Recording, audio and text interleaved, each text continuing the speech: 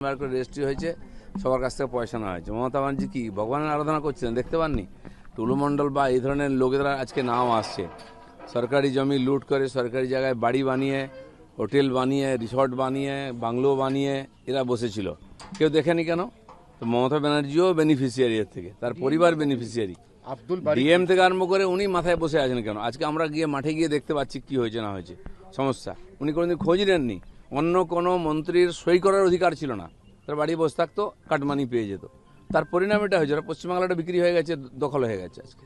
আব্দুল বারিক বিশ্বাস সম্পর্কে টুলু মণ্ডলের আত্মীয়ের বেহাই একসাথে, আমি তো বেহাই বলছি না, চোরে চোরে মাসুতো ভাই। এই সমস্ত নেক্সেস যারা করছে, দেখুন একটাকে টানুন, সব ডোর বেরোবে, কোথা সম্পর্ক আছে, শেষ পর্যন্ত কালীঘাটে গিয়ে পৌঁছে যায়, সেখানে কেউ হাত দেয় না। তো এই জন্য এক জায়গায় হাত পড়েছে, এবার ধীরে ধীরে কান টানলে মাথা পর্যন্ত চলে আসবে, অপেক্ষা করুন। তার মানে একটা নেক্সাস, যেটা আপনারা বারবার বলেন বা বলতেন যখন বিরোধী দলে ছিলেন, অনুব্রত মণ্ডল বীরভূম, সেখানে একটা 500 কোটি টাকার স্ক্যাম আছে। এই 500 কোটির মধ্যে এইগুলো কি সমস্ত টাকা? কারণ সোনা যেগুলো উদ্ধার হয়েছে এগুলো ইন্ডিয়ান মেড নয়, এগুলো সুইজারল্যান্ডের সোনা, এগুলো ভারতে পাচার করে গোপনে আনা হয়েছে। দেখুন, আজ কেষ্টমণ্ডলকে ধরা পড়েছে বা খোলাখুলি করতো বলে সবাই জানতেন, আপনারাও জানতেন। ওইখানকার কোনো মিডিয়ায় কোনোদিন একটা তার বিরুদ্ধে লেখেনি। সেইখানকার মিডিয়ার লোকেরা এখানে সল্টলেকে নিউ টাউনে এসে ফ্ল্যাট কিনেছে, তারা সবার উপকার পেয়েছে, তার বিরুদ্ধে একটা কোনোদিন লেখেনি কেউ, একটা এফআইআর কেউ করেনি। শুধু কেষ্টমণ্ডল নেই, আজকে ছোটো ছোটো বড় বড় কেষ্টমণ্ডল সমস্ত জেলাতে আছে, তৈরি করা হয়েছে। ওরা হোলসেলার, হ্যান্ডলার, ওখান থেকে টাকা পয়সা তুলে কালীঘাটে পাঠাতো। তো এখন সেই পুলিশরাও জানতো, এখন সরকার পাল্টেছে তো শুরু হয়েছে ধরপাকড়, এক একটা ইনকোয়ারি হচ্ছে। একদিন সিবিআই পর্যন্ত পৌঁছতে পারেনি, সোর্স পায়নি, এবার এই পুলিশই সমস্ত খুঁড়ে বার করছে। মদন মিত্র বলেছেন, আমি কোনো দিকেই যাব না, আমি এবার শ্মশানের দিকে যাব। সেগুলো তাৎপর্যপূর্ণ মনে হচ্ছে আপনার? এত তাড়াতাড়ি বললে আগে শ্মশানের দরজা খুলবে? অনেক আছে ভোগান্তি এখনো। আপনারা যা করেছেন, আমি চ্যালেঞ্জ করছি মদন মিত্রকে। এখন একটা হোটেল দখল করেছে ওনার এক চেলা, তারা আমার কাছে এসছে, আমি সেখানেও পুলিশ কারবাই করাবো। উনি গিয়ে কোথাও মাল খান বলে সে হোটেলটা ছাড়ছে না লিজ বাদ দিয়ে, এরকম বহু ঘটনা আছে। এখন তো আমরা কমপ্লেন করিনি, পুলিশ যেটুকু করছে। এই ধরনের ঘটনা হাজার হাজার আছে, এক একটা নেতার পিছনে ঘটনা আছে, আর সব বার করবো আমরা, কাউকে ছাড়া হবে না।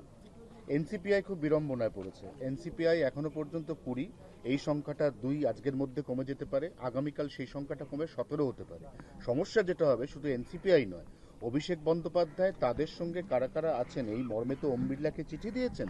এবার সেই চিঠিটা বারবার রিড্রাফট করতে হবে, অতএব বিষয়টা এখন একদম জগাখিচুড়ি পাকিয়ে গেছে। দেখুন, টিএমসি পার্টিটা প্রথম থেকেই জগাখিচুড়ি ছিল, এখনও তাই আছে। যে কটা ভোটে জিততো ওরা গায়ের জোরে জিততো, পুলিশ দিয়ে মারপিট করে জিততো। ইলেকশন যদি সত্যি সত্যি হয়, সব জায়গায় ফল তার মতো রেজাল্ট হবে, 4th পজিশন, জামানত জব্দ হবে। কারণ যারা জিতে গেছেন তারা এখন বিড়ম্বনায় পড়েছেন যে আরও 2 বছর 3 বছর কাটাতে হবে। আর ওরা কিছু করুন বা না করুন কিছু যায় আসে না, কেন্দ্র সরকারের কিছু যায় আসে না, রাজ্য সরকারের কিছু যায় আসে না। আমরা মানুষের ম্যান্ডেট নিয়ে মানুষের কাজে লেগে পড়েছি। ঋতব্রতরা আরও বিপাকে। বর্ধমানের স্বামী স্ত্রী, তারা সক্রিয় তৃণমূল কর্মী, তারা জেলা শাসককে চিঠি দিয়ে বলেছেন, আমাদের 2টো ভোট, আমাদের যিনি জেতা বিধায়ক, আমরা মমতা দিকে দেখে ভোট দিয়েছি, আমাদের থেকে ভোট পেয়ে ওরা ওই দলে ভিড়েছে, ওদের ভোটগুলো আমরা ফেরত চাই। কি গ্যারান্টি আছে ওরা ওকেই ভোট দিয়েছে? আমি যদি বলি ওনারা বিজেপিকে ভোট দিয়েছেন, কোনো প্রমাণ আছে?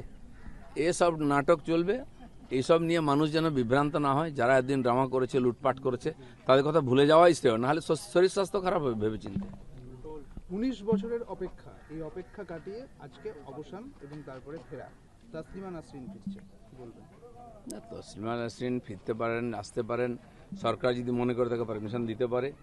তার বাংলাদেশ থেকে বিতাড়িত হয়ে উনি পশ্চিমবাংলায় ছিলেন। যারা বাংলা করেন, উপর বাংলা থেকে টেররিস্ট থেকে আরম্ভ করে সেলিব্রিটি অনুপ্রবেশকারী নিয়ে আসেন, তারা তসলিমা নাসরিনকে কোনোদিন জায়গা দেননি। আজ বর্তমান সরকার পাল্টেছে, আমরা গণতন্ত্রে বিশ্বাস করি। আইন অনুযায়ী যদি ওখান থেকে পলায়ন করে নেতারা এখানে থাকতে পারে এসে, তো উনি কেন আসতে পারবেন না? সরকার মনে করে পারমিশন দিক, আসুন, তার বক্তব্যও লোকে শুনবে। উনি মনে করছেন যে বাংলায় পালা বদলের পরে নতুন সূর্যোদয় হয়েছে, রাস্তায়, কলকাতার রাস্তার মোড়ে মোড়ে ওনার ছবি, উনি খুব খুশি ব্যক্তিগতভাবে। আপনাদের সরকার ওনার ছবি কে লাগিয়েছে আমি জানি না। কেউ যদি ওনাকে একজন, উনি বিখ্যাত ব্যক্তি, তাকে ডেকে কোনো প্রোগ্রাম করায়, সারা দুনিয়ার বিচ্ছিন্নতাবাদীরা, কাশ্মীরের টেররিস্টরা এসে বাংলায় প্রোগ্রাম করতে পারে, তো উনি কেন আসবেন না? উনি তো আনওয়ান্টেড নয় এখানে। উনিও বাঙালি, বাঙালি সাহিত্য রচনা করেছেন। তার মত আলাদা হতে পারে। ভারতবর্ষের মানুষের কৃষ্টি সংস্কৃতির মধ্যে যেটা আছে সব মতকে সম্মান দেওয়া। চার বাক্যে আমরা ঋষি বলেছি ভোগবাদীকে। তো উনি আসবেন, ওনার বক্তব্য কেউ শুনবে, কেউ যদি মানবে, কারো বাধ্যবাধকতা নাই, কিন্তু তাকে না আসতে কেউ মানা করতে পারে না। দাদা 3 তারিখে ব্রাজিলের সঙ্গে ভারত বনাম ব্রাজিলের এবারের বিশ্বকাপের অন্তত 4-5 জন তারকাও সেখানে খেলবেন। প্রথম কথা, আপনি একজন ক্রীড়াপ্রেমী মানুষ, আপনি দেখতে যাবেন কিনা, আর এই বিষয়টাকে আপনি ওভারঅল কি চোখে দেখছেন?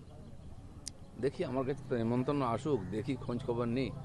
3 তারিখ আছে, 3রা অক্টোবর, পুজোর আগে। ভালো, একটা ভালো ফেস্টিভ্যাল হবে। মেসিকে নিয়ে এসে যে কালিমা লিপ্ত হয়েছে বাংলার ফুটবল, কমপক্ষে ব্রাজিলকে নিয়ে এসে এটা ধোয়ার একটা সুযোগ এসছে, পাপ ধোয়ার। বাঙালি ফুটবল প্রেমী, ফুটবলের প্রেম রয়ে গেছে, ফুটবল আর নাই পশ্চিমবাংলায়। আমি সেদিন খেলা দেখতে গেছিলাম, ডুরান্ড কাপ ডার্বি ম্যাচে মোহনবাগান ইস্টবেঙ্গল বসে খেলছিল। আমরা স্টেডিয়ামে দেখে এটাই প্রথম আলোচনা ছিল, এই দুটো বাঙালি ক্লাব খেলছে, কজন বাঙালি আছে প্লেয়ারের মধ্যে? 2-3 জনের বেশি নাম পাওয়া গেল না। আমি তো ইদানিং অত খোঁজ রাখি না। তো এই হচ্ছে বাঙালির ফুটবল, যেখানে বাঙালিই নাই। আমি আশা করব ব্রাজিল আসুক, আর্জেন্টিনা আসুক, বাংলার ফুটবলের জন্য যেন কিছু হয়। খেলার কথা যখন উঠলোই, হুমায়ুন কবির মোহামেডান স্পোর্টিং ক্লাবের সভাপতি হওয়ার পর 1.5 কোটি টাকার চেক দিয়েছিলেন, ওই চেকটি বাউন্স হয়ে গেছে। মানে 3বার চেক দিয়েছে 50 লক্ষ টাকা করে, 3বারই 50 লক্ষ চেক বাউন্স হয়ে গেছে হুমায়ুন কবিরের দেওয়া চেক। যাই হোক, হুমায়ুন কবিরের ইতিহাস যারা জানেন তারা অবাক হবেন না এটা নিয়ে। আপনি কি আরেকটু কিছু বলতে চান এই চেক বাউন্স নিয়ে? না, আমি কিছু বলতে চাই, আমি কেন বলবো? পুলিশ বলবে, ব্যাংক বলবে, আর যারা পেয়েছে তারা বলবে। বাউন্স তো উনি নিজেই সবসময় বাউন্স হতে থাকেন, চেক তো সাধারণ ব্যাপার। চলুন। दादा आज तस्लीमा नसरीन कोलकाता आ रही हैं दोपहर को, और कल उनका कोलकाता में बहुत लोग आते हैं, सारा दुनिया के लोग आते हैं, सिटी ऑफ जॉय। हाँ, ये परंपरा को खंडित किया था टीएमसी सीपीएम ने। वहाँ सिलेक्टिव लोगों को आने दिया जाता था जो उनके पक्ष में बोलेंगे। आज सरकार बदला है, लोकतंत्र है, और कोई अगर यहाँ आके कुछ कार्यक्रम करना चाहते, कोई बुलाना चाहता है, सरकार के पास और ढंग से अपील करेगा, कंप्लेंट नहीं होगा, तो बिल्कुल सरकार उसको अनुमति देगा। जो चाहते हैं बुला करके उनकी बात सुने, जिनको पसंद है उसको माने। कांग्रेस नेता खड़गे ने जी कहा है कि इससे पहले हम लोग भारत जोड़ो आंदोलन किए थे 2024 साल में राहुल गांधी के साथ, तभी से उन्होंने पेपर लीक की मुद्दा उठाई थी, और आज कांग्रेस जनता पार्टी ने ये मुद्दा बड़ा किया है। अरे मुद्दा उठाया, पेपर लीक कराया जिसने, मुद्दा उठाया उसी ने। जितनी कांग्रेस का राज्य है, सरकार है, केंद्र सरकार है, देखिए ना कितना बार पेपर लीक हुआ है। केवल धर्मेंद्र प्रधान जी का ही रिजाइन चाहिए। कौन सा स्टेटमेंट है? बंगाल में कितना बार हुआ? कौन सा स्टेटमेंट? कितना आंदोलन हुआ, कितना इंक्वायरी हुआ? जरूरत पड़ेगा तो सब इंक्वायरी हम पोल खोलेंगे। राज्यसभा पेपर लीक अभी हुई है, लेकिन अभी तक कोई कार्रवाई नहीं है पंजाब सरकार की तरफ से। हालांकि कांग्रेस जनता पार्टी भी चुप करके पंजाब सरकार के जो मैंने Demi chief minister Kejriwal ji आगे नेतृत्व करते हैं दिल्ली में, एक घटना को नीट को लेके पंजाब में 3 बार क्वेश्चन लीक हो गया, उसकी कोई जिक्र नहीं है। और जिन्होंने जड़ा उधम मचा रहे थे, आप देखिए कैसे रो रो कर स्टेटमेंट दे रहे हैं। सबका ठिकाना आ गया है हिसाब। अब बड़े नेताओं का बारी है, जिन्होंने उकसाया था उनको भी छोड़ा नहीं जाएगा। इस मामले में कांग्रेस जनता पार्टी शांत है। पार्टी है ही कहाँ?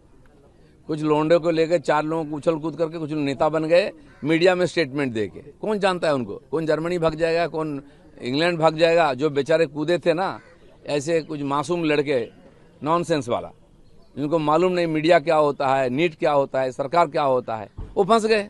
सब जगह नहीं कूदना चाहिए, देख के कूदना चाहिए। आईएसएस बोल रहे हैं उस लोगों को समझने के लिए, कोई एक्शन लेने के लिए। नहीं, सरकार ने भी घोषणा की, कोर्ट ने भी बोला अंडर 18 जो है उनके खिलाफ कोई कार्रवाई नहीं होगा।